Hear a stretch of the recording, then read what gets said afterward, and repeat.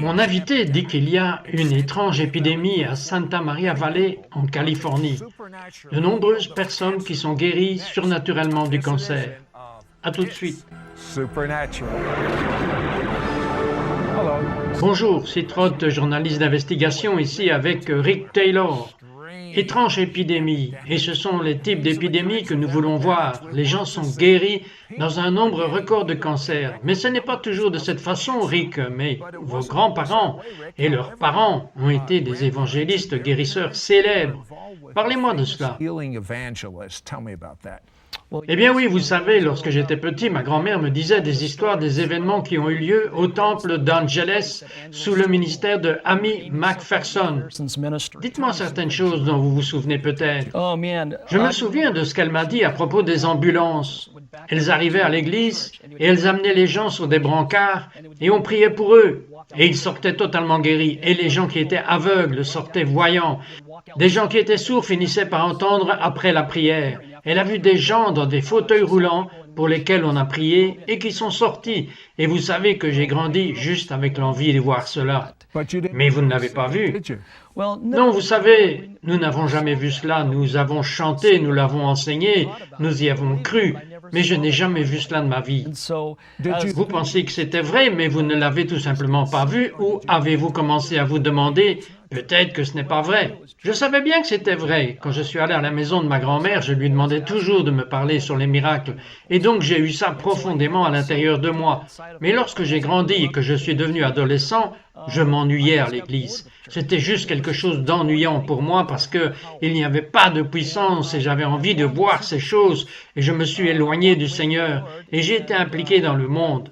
Et quand j'avais 23 ans, j'ai dédié ma vie au Seigneur et je suppose que c'était de retour en 1994 au travers de la bénédiction de Toronto. Le pouvoir que Dieu m'a touché d'une manière merveilleuse et ça a changé.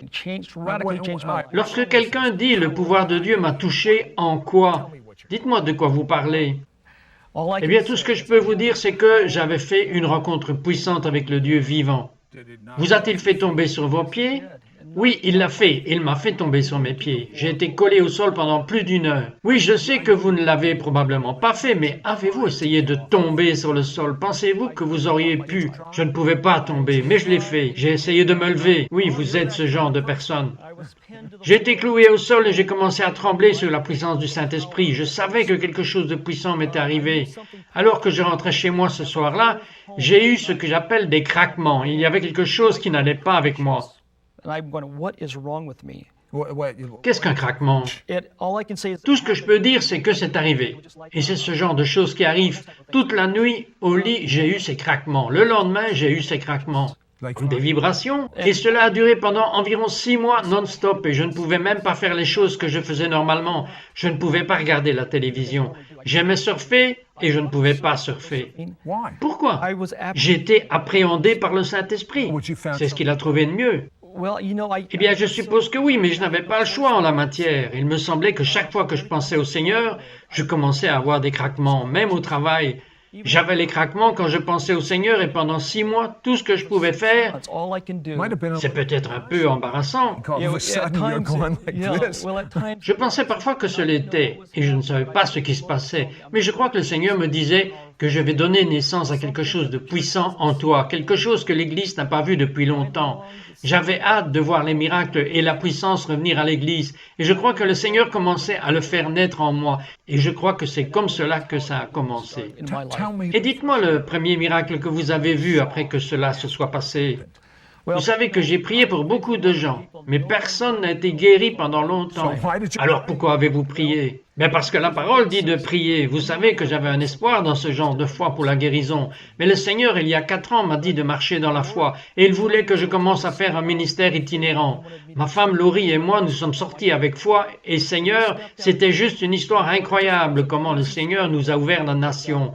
Nous avons commencé à aller dans la nation et les portes se sont ouvertes surnaturellement. Mais attendez une seconde, vous n'avez jamais vu quelqu'un guéri? Alors quand cela a-t-il changé que tout d'un coup les gens commencent à vous faire connaître? La veille de mon départ en Allemagne, ma mère m'a appelé au téléphone et m'a dit « Ton oncle est à l'hôpital.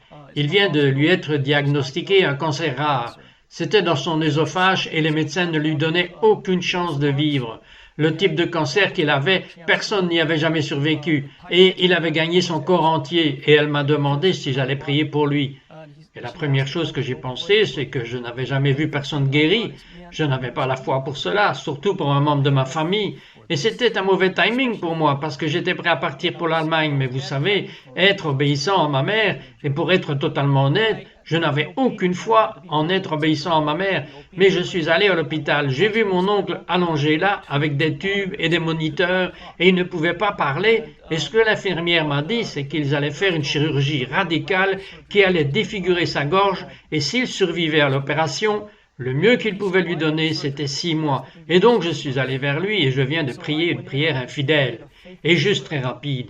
Et je suis parti.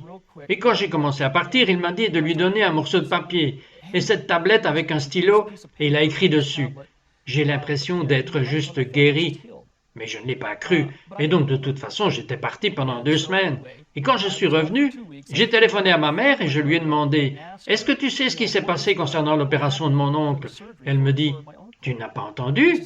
J'ai dit « Entendre quoi ?» Elle a dit qu'il était totalement guéri lorsque tu as prié pour lui. Ils sont allés au rayon X pour voir où faire l'incision. Avant cela, c'était juste une prière cosmétique. Vraiment, vous avez prié parce que vous étiez censé prier correctement. Je ne pensais pas que Dieu allait guérir. Alors ils l'ont amené et que s'est-il passé? Ils ont été le radiographier au rayon X pour voir où faire l'incision. Et ils n'ont pas pu trouver le cancer, n'importe où. Et il est totalement, complètement, merveilleusement guéri. Il est vivant aujourd'hui. Maintenant, un cancer, c'est ce que vous avez quelque chose à propos du cancer. Que se passe-t-il avec les personnes atteintes du cancer dans cette salle de guérison que vous avez démarrée? Bien, vous savez, je crois que le cancer est un esprit. Vraiment? Oui, vraiment. Et je pense que vous avez besoin d'en parler. C'est comme si c'était une entité ou une personne et nous commandons juste à ces choses de quitter les gens. Quand quelqu'un vient dans notre salle de guérison qui ont eu un diagnostic de cancer, les premières choses que nous faisons est de dire que ce n'est pas la volonté de Dieu. Les médecins vous envoient les gens parce qu'ils sont guéris. Les médecins voient des miracles et ils nous envoient des patients. En fait, ils nous téléphonent des cliniques en disant que, vous savez, nous avons tout essayé, il n'y a plus rien que nous puissions faire. Avez-vous entendu? Les médecins lui envoient leurs patients incurables afin que lui et ses amis puissent prier pour eux. Attendez de savoir sur les anges qui se montrent. Ne vous en allez pas, nous revenons tout de suite.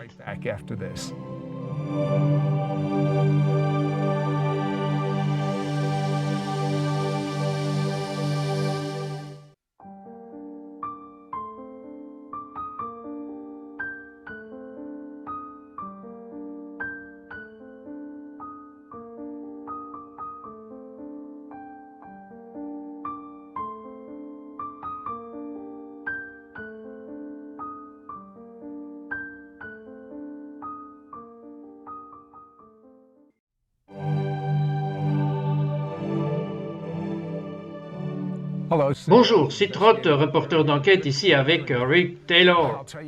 Et je vais vous dire quelque chose. Parfois, pendant la pause publicitaire, vous devriez entendre ce dont nous parlons. Alors, dites-moi que des gens voient des anges. Ils voient Jésus dans ses chambres de guérison. Parlez-moi de cela. Nous avons un petit garçon qui est entré. Il avait des problèmes intestinaux, beaucoup de douleurs. Les médecins ne pouvaient pas comprendre ce qui était arrivé. Les parents l'ont amené dans les salles de guérison et alors qu'il était assis là, il a réellement vu Jésus entrer dans la pièce et s'asseoir pendant la prière. Puis tout d'un coup, Jésus s'est levé, s'est approché de lui, a mis sa main sur l'estomac de ce petit garçon et il pouvait sentir la pression. Et instantanément, il était guéri. Maintenant, que se passe-t-il si quelqu'un n'est pas guéri dans votre chambre? Que lui dites-vous de faire? Eh bien, nous leur disons que Dieu les guérira. Nous croyons que c'est la volonté de Dieu. Pour certaines personnes, la guérison est une progression. Cela se passe sur une certaine période de temps, parfois des heures, parfois des jours, parfois des semaines. Ce qu'on leur dit est de lutter pour leur guérison, de ne pas abandonner.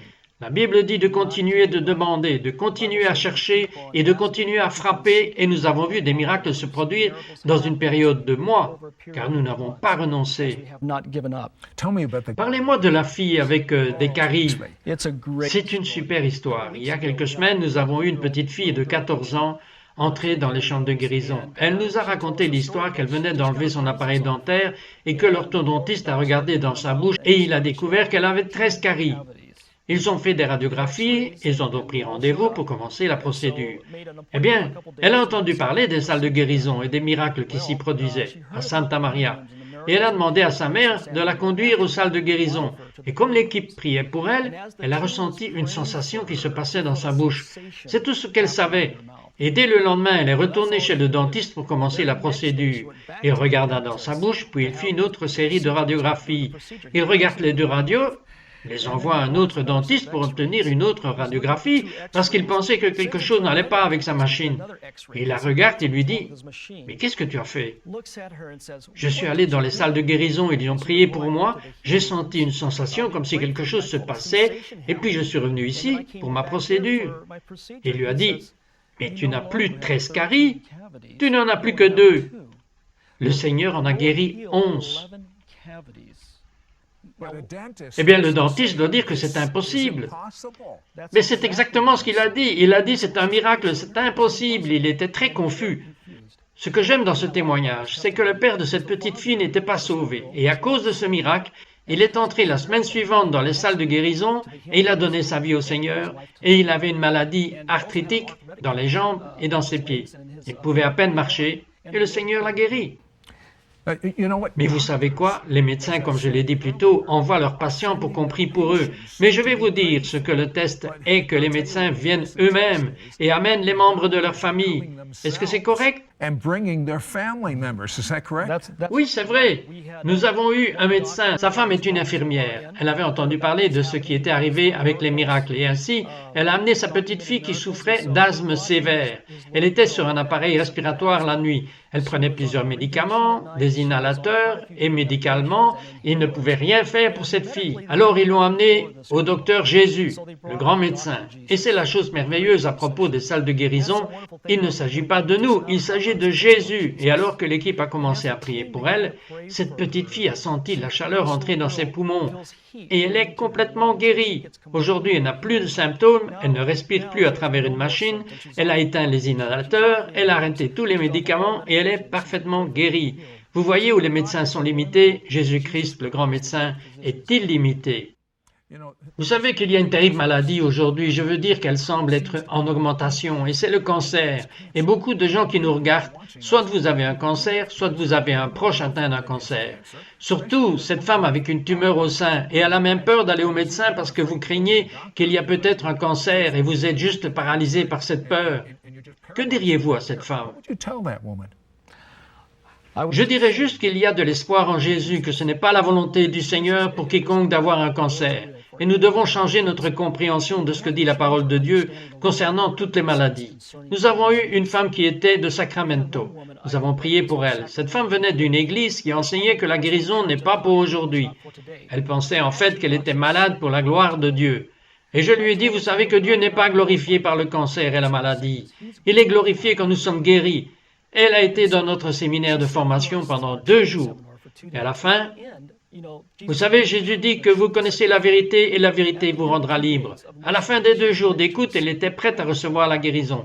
Nous avons prié pour elle et elle a dit qu'elle avait l'impression que quelqu'un avait soulevé le haut de son cuir chevelu et avait commencé à verser du lait à température ambiante. Et il est allé lentement dans son cerveau et dans son torse tout le chemin vers ses pieds. C'était une sensation incroyable, dit-elle, et elle est allée vérifier et le médecin a fait de nombreux tests. Et ils ne peuvent pas trouver une trace de cancer ou de tumeur chez elle. Avez-vous entendu cela? Pas de trace de cancer ou de tumeur dans son corps. Si vous connaissez quelqu'un avec le cancer, téléphonez-lui immédiatement parce que je vais avoir Rick qui priera pour eux. Ne vous en allez pas, nous revenons tout de suite après cela.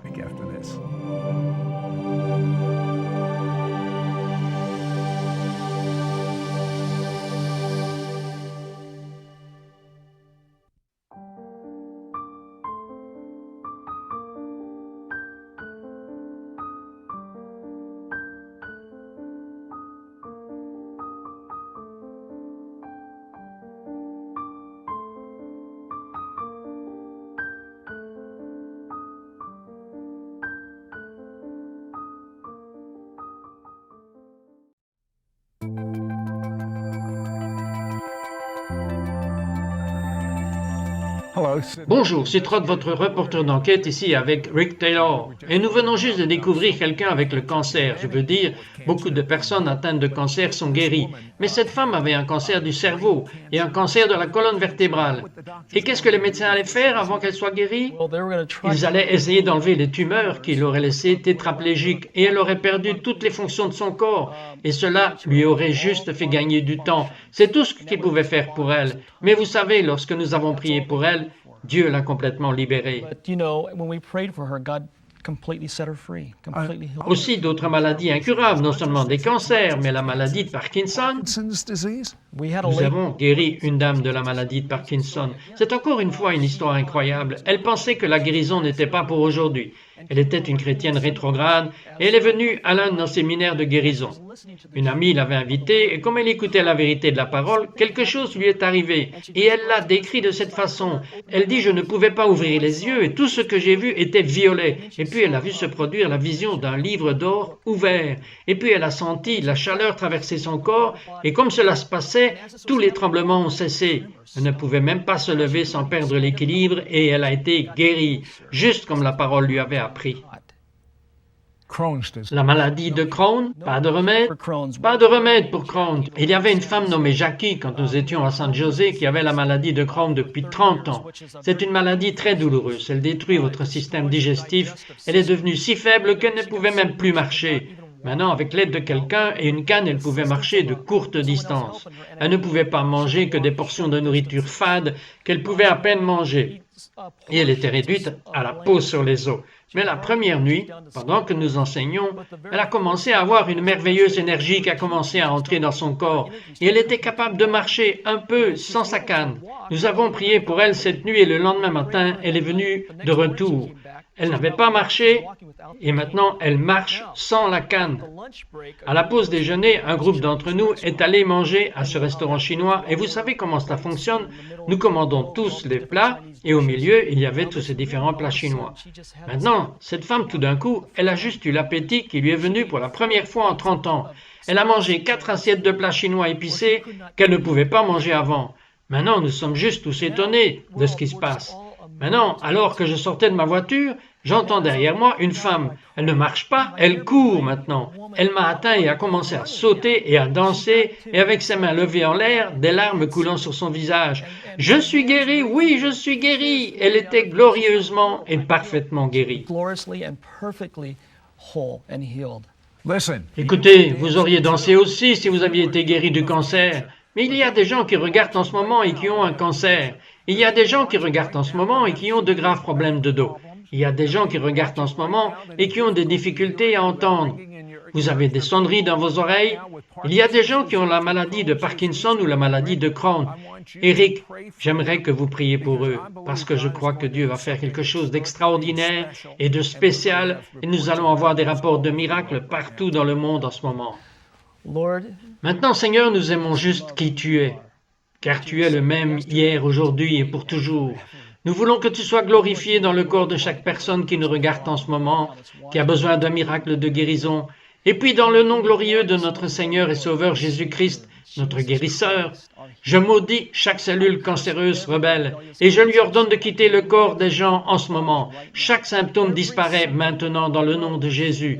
J'ai libéré la vertu de guérison, la puissance et la présence de notre Seigneur Jésus-Christ dans votre corps maintenant. Je maudis la maladie de Crohn, chaque symptôme. Il y a quelqu'un avec une terrible condition à l'épaule qui a beaucoup de douleur.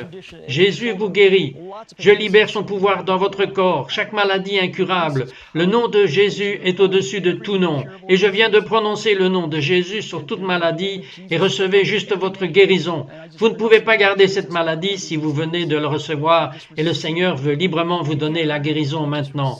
Alors au nom de Jésus-Christ, recevez votre guérison.